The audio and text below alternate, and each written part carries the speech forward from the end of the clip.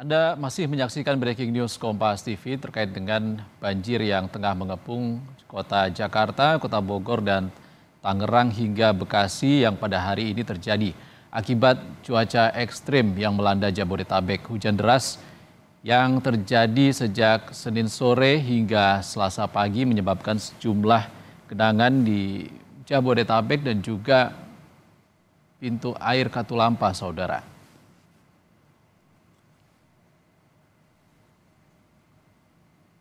Ini adalah situasi terkini dari kondisi permukiman warga di Kebonpala.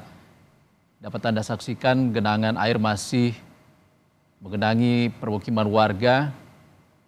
Aktivitas warga pun tengah terganggu akibat genangan air yang terjadi.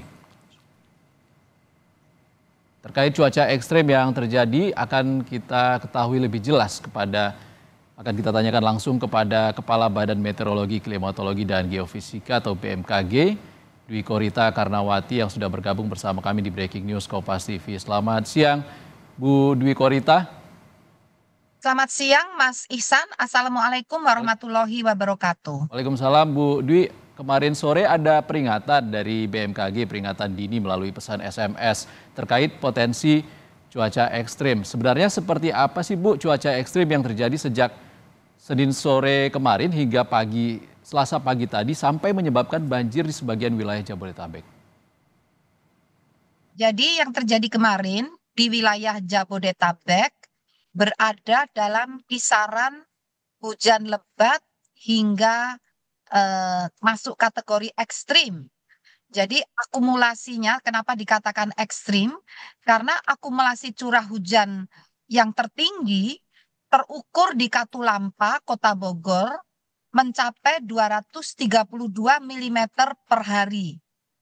Padahal itu dalam 24 jam. Padahal batas ekstrim itu 150 mm per 24 jam. Jadi ini sudah memasuki kondisi ekstrim dan melampaui 150 mm. Dan itulah kenapa apalagi kalau kondisi lahannya tidak siap, tata kelola airnya juga kurang siap, maka terjadilah yang dikhawatirkan yaitu bencana hidrometeorologi. Demikian. Bu Dwi, kalau BMKG kan kemarin sempat mengeluarkan rentang waktu cuaca ekstrim ini berpotensi terjadi dari tanggal 4 Maret hingga 11 Maret mendatang. Ini baru masuk tanggal 4 Maret, artinya BMKG memprediksi akan ada potensi cuaca ekstrim yang sangat panjang beberapa hari ke depan. Benar? Betul, betul sekali. Jadi sebetulnya kami keluarkan peringatan dini itu sejak tanggal 27 Februari sampai 6 Maret. Dalam periode 28 sampai 6 Maret, ini yang tanggal kemarin itu tanggal 3 ya, tanggal 34 ya. Ini yang mencapai puncaknya. Nah, kemudian sebagaimana seharusnya kami lanjutkan peringatan dini ini karena kondisi fenomenanya masih terdeteksi, masih nyata terdeteksi dari satelit dan radar, maka kami perpanjang dari 4 Maret dilanjutkan sampai 11 Maret. Dan dikhawatirkan 11 Maret itu intensitasnya justru menguat lagi. Seperti itu. Jadi dalam durasi itu intensitas hujan akan berkisar sekitar 50 sampai bisa mencapai 150 mm. Tapi itu variatif ya, antar daerah itu ada yang hanya 50 mm, tapi ada yang mencapai 100 mm bahkan lebih. Seperti itu. Bu Dwi, tadi soal teknis indikator ini disebut cuaca ekstrim, tadi saya kurang mengerti kalau kita bisa bandingkan nanti yang tanggal 3 dan juga 4 Maret ini terjadi hujan yang panjang dan juga menyebabkan banjir yang cukup luas. Artinya ada potensi cuaca ekstrim yang lebih ekstrim bisa terjadi dalam beberapa hari ke depan. Ya, potensi itu masih ada. Bisa terjadi, bisa mengalami penguatan. Tetapi tidak seketika, sekarang langsung besok pagi menguat. Besok itu tidak. Jadi perlu waktu. Jadi yang sekarang sudah terjadi ini melemah, berangsur-angsur, namun kemudian menguat kembali. dalam kurun waktu sampai tanggal 11 Maret. Artinya mudahnya kita ini masih harus siaga gitu loh mudahnya. Oke. Karena hujan seperti ini masih bisa terulang lagi sewaktu-waktu di dalam durasi tanggal 4 sampai tanggal 11 Maret. Seperti itu. Oke, faktornya apa sih, Bu?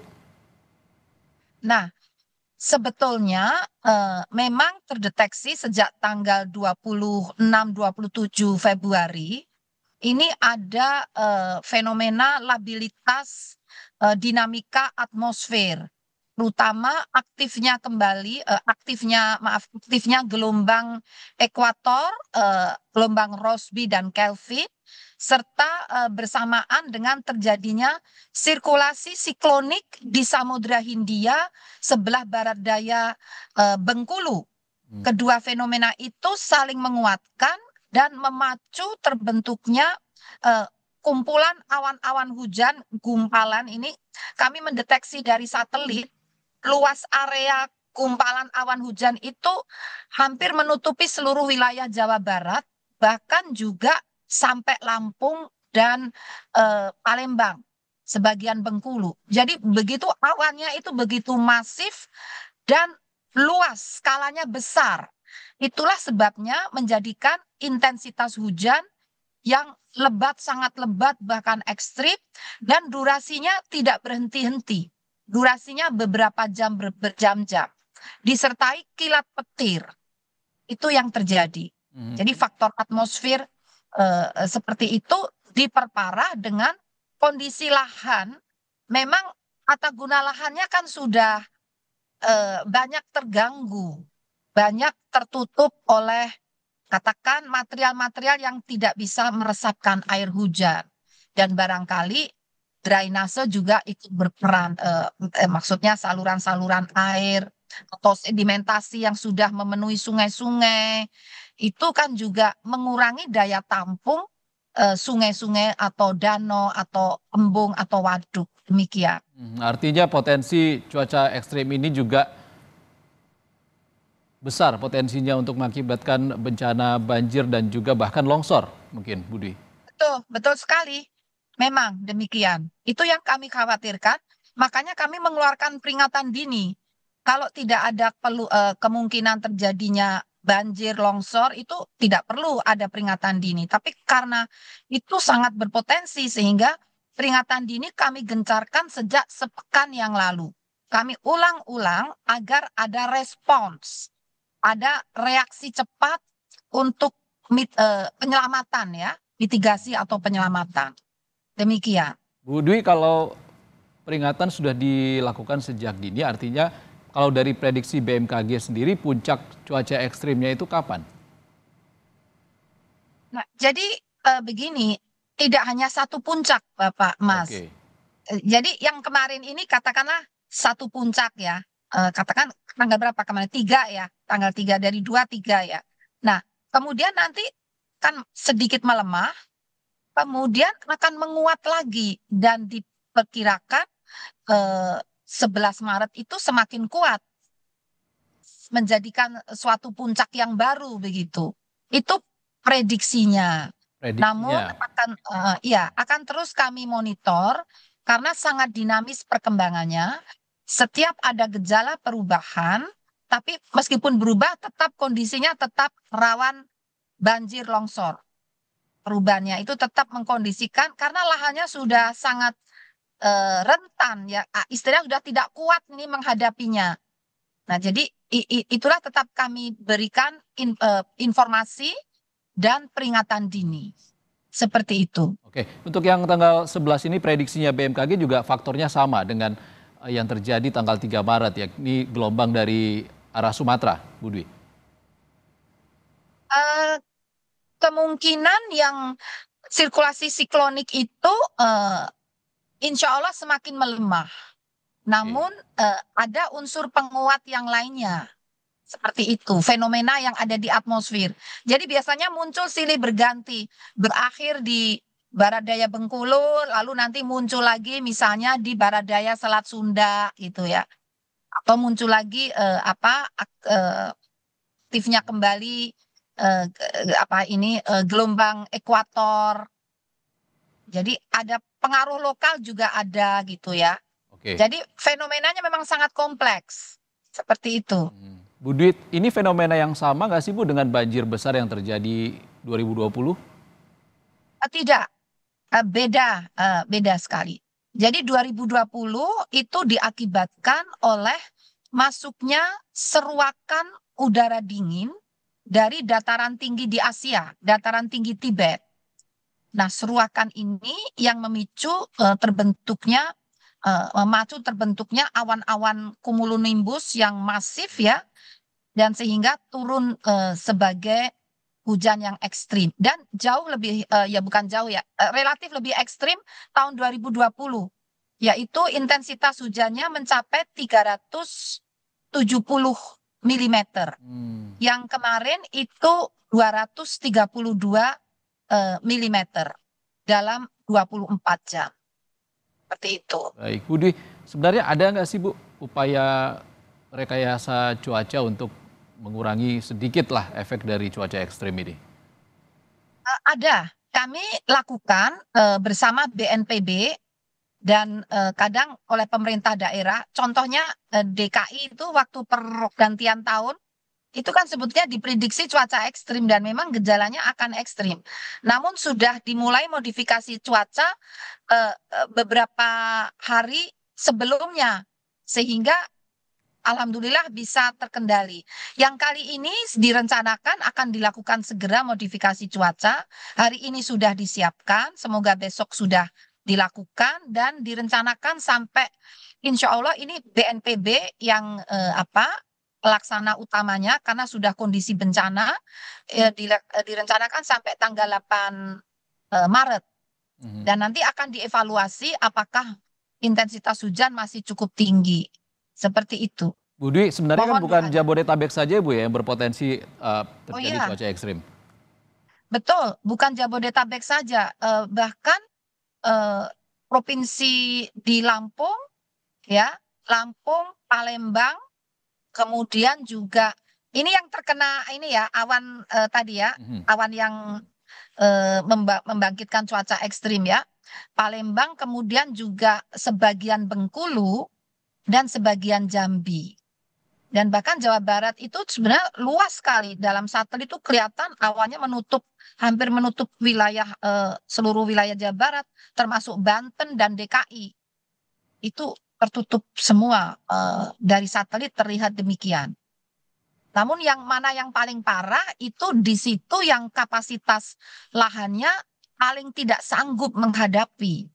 Misalnya resapan airnya yang paling lemah ya, air tidak bisa langsung meresap, berarti drainasenya yang mungkin kurang lancar, sungai-sungainya sudah penuh sedimen. Nah, itu yang akan paling parah mengalami bencana ini. Demikian. Oke. Lalu kalau potensi cuaca ekstrim ini masih panjang dan juga bahkan Anda mengatakan puncaknya ini bisa saja terjadi bukan kemarin, bahkan bisa terjadi beberapa hari ke depan. Kalau kita berkaca pada yang terjadi kemarin, efeknya sudah menyebabkan genangan di sejumlah tempat. Sebenarnya apa sih Bu yang harus disikapi baik oleh pemerintah daerah maupun warga terkait potensi cuaca ekstrim ke depan? Yang langkah paling cepat itu adalah terus lakukan monitoring yang berkelanjutan terhadap perkembangan kondisi cuaca, termasuk peringatan dini. Kemudian siapkan langkah-langkah kalau ada peringatan dini itu responsnya harus cepat. Apakah segera meninggalkan bantaran sungai? Harus segera menjauh dari lereng-lereng yang rawan longsor. Jembatan-jembatan yang rapuh harusnya sudah diidentifikasi. Sebelum ada cuaca ekstrim, itu harusnya sudah ada identifikasi mana jembatan yang berbahaya. Saat ada peringatan dini, jembatan itu harusnya ditutup. Tidak boleh ada yang lewat di sana. Jadi yang penting adalah mencegah korban jiwa. Itu jangan sampai ada korban jiwa. Kalau cuaca ekstrimnya sudah tidak mungkin dicegah kecuali apabila modifikasi cuacanya berhasil. Itu. Nah, kalau bisa dimodifikasi, insya Allah bisa dikurangi, tidak dicegah tapi dilemahkan, dikurangi. Jadi poin yang paling penting adalah waspada di mana posisi kita berada, apakah dekat bantaran sungai yang bisa banjir atau dekat jembatan atau dekat lereng, sehingga kalau seketika atau sewaktu-waktu mendapatkan peringatan dini dari BMKG, ini bisa melalui mobile phone, bisa melalui SMS ya, segera menjauh sejauh mungkin dari lokasi itu. Sebetulnya itu yang paling mudah.